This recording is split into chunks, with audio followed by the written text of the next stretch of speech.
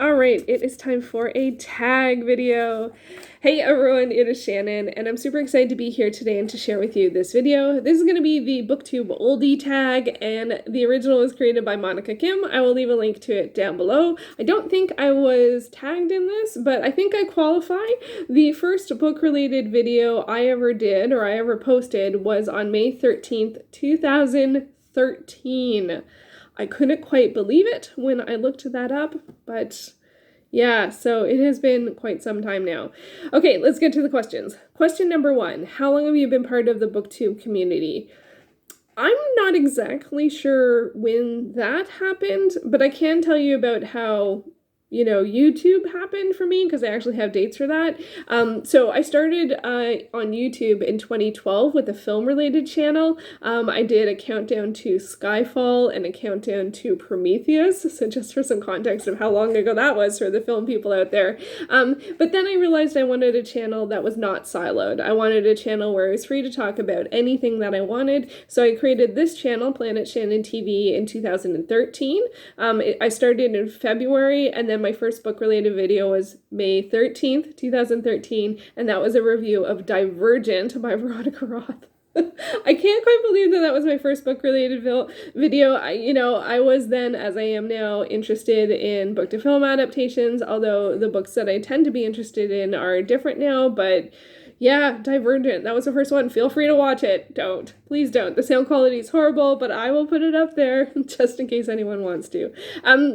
But I started to get more involved in in creating book-related content the following year in 2014. I started doing Friday Reads videos. I found those somehow, and I love them. I look forward to them every week. And so Friday Reads have been, I would say, pretty much a staple on my channel. It's been probably one of the most consistent types of videos that I've done, although I might have done more book reviews than Friday Reads. They're probably in the sort of same running, but sort of the frequency and when I've done them over the years has been different. In 2014, I also started my Shannon Reads Those Books exploration, so that gave me a project to follow, or a challenge to follow, to create book-related content. But I don't think it was until a couple of years later that I actually felt more centered in the community, which I think one of the other questions will address. So question number 2, what was your biggest misconception before starting Booktube?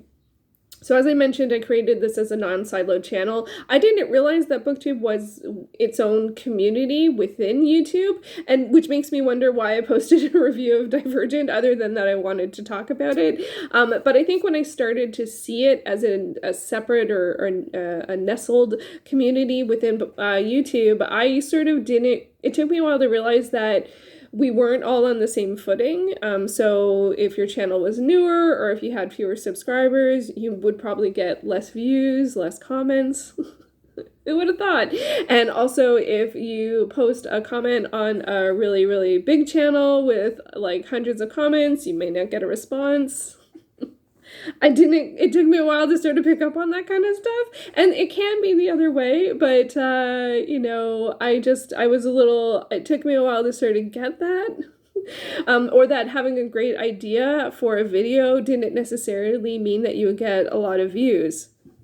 I'm sure a lot of us have experienced that, and been surprised at what ends up being a popular video, and if you do a lot of work for a video, that it doesn't mean that there's going to be a lot of views. That's a frustrating one, but it's also true. You can't actually really control how many views you get. So yeah, and also a lot of channels that have a lot of subscribers and view count, it's growth over time. It's very rare that someone starts and their first video is wildly popular. It can happen, but it's not the most normal or the most often most likely route. Let's put it that way. So yeah, so now I get some of that stuff a little bit more. And I'm a little less concerned on views. It was something that I focused on for a fair amount of time, and then I shifted my focus and to be more interested in having like good conversations, and I've been very happy with the switch. It has changed somewhat of some of the content or some of the approaches I take, but once I really realized that I just want to like talk to people about stuff and like hear what they think and stuff, it really shifted things. Like, I also want to share what my experience is, especially with when I'm time going through sort of challenges, like reading challenges and stuff like that. But it really did shift things for me. So, and that took quite a long time. That only happened in the past couple of years. So yeah, so I can't even remember what the question was at this point. What was my biggest misconception? Yeah, that we were all on the same footing, that two people doing the same type of video would receive the same response. Nowhere near what the reality.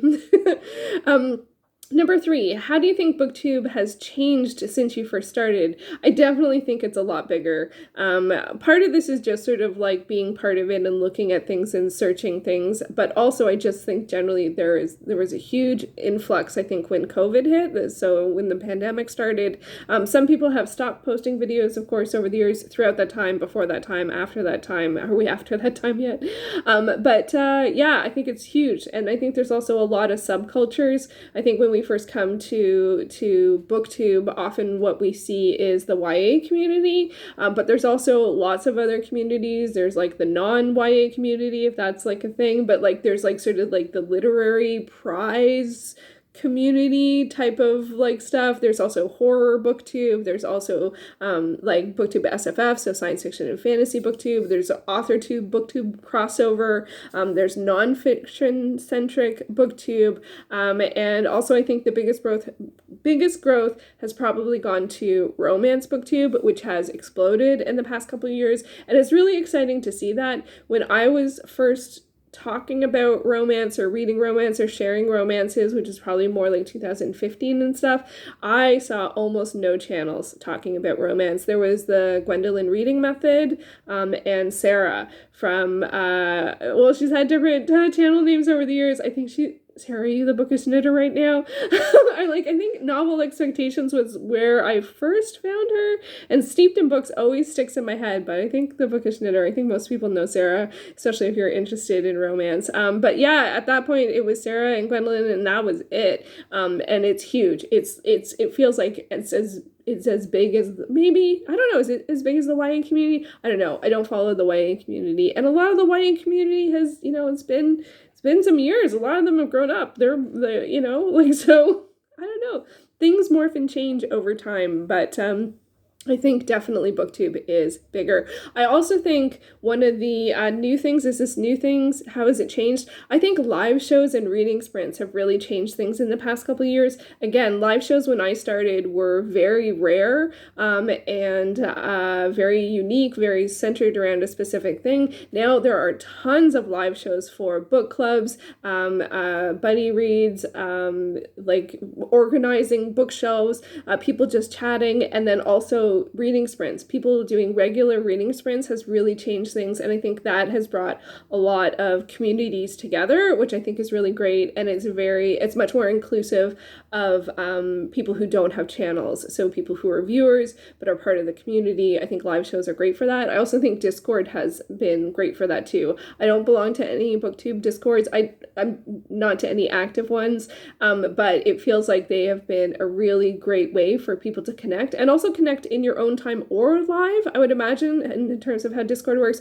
I do use Discord, but I use it for other stuff, so I'm a little worried about doing Booktube Discord, because I don't know if I can manage doing all of that at the same time. So, but yeah, I think Discord live shows, reading sprints have really brought a lot of community spirited stuff together, which is wonderful. Number 4, what is your favorite Booktube memory?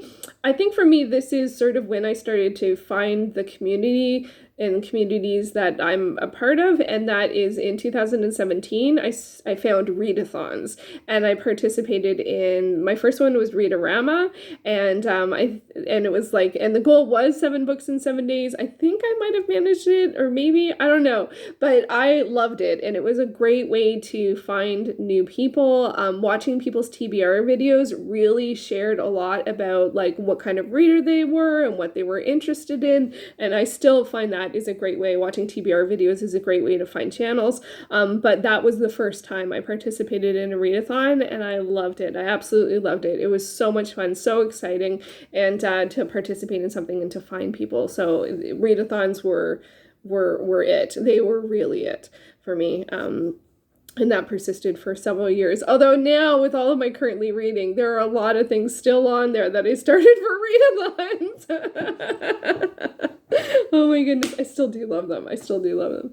Number 5, what are some books that you were introduced to because of Booktube? One, definitely Series of Unfortunate Events. This was one that I was not really familiar with before Booktube. I remember the film, the with Jim Carrey from the late 90s, early 2000s. So that's about it. I didn't even realize it was a book series. Now I'm on my second read of the entire series, buddy reading this with Izzy and Kay Kelly. So that has been so much fun. And enough time has gone by that I read through the whole thing with Izzy, I think in 2018, and now we're reading it with Kay Kelly. So that is just so much fun.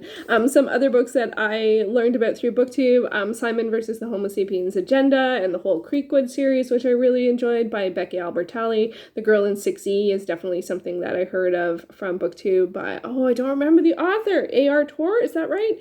The first in the Deanna Madden series. I never finished that series. That was a really intense read. But more broadly, I think one of the things in terms of books is the Booktube SFF community and the Booktube SFF Awards. I always look forward to seeing what's nominated, because it always lets me know the science fiction and fantasy titles that people are excited about year to year, which is really great. I don't read as much science fiction and fantasy as I think I do, so it was something I always looked forward to in terms of what people were interested in. I don't think they had anything last year, and the last time I looked at their Twitter, it didn't look active, so I don't know if it's not happening anymore or what's going on there, but I had always looked forward to it for the years that it was running. I don't know what's going on. If anyone knows what's going on, let me know, because I do miss it. I used to read the books. I didn't always participate. I tried. There was one year I tried to read like so many of the titles.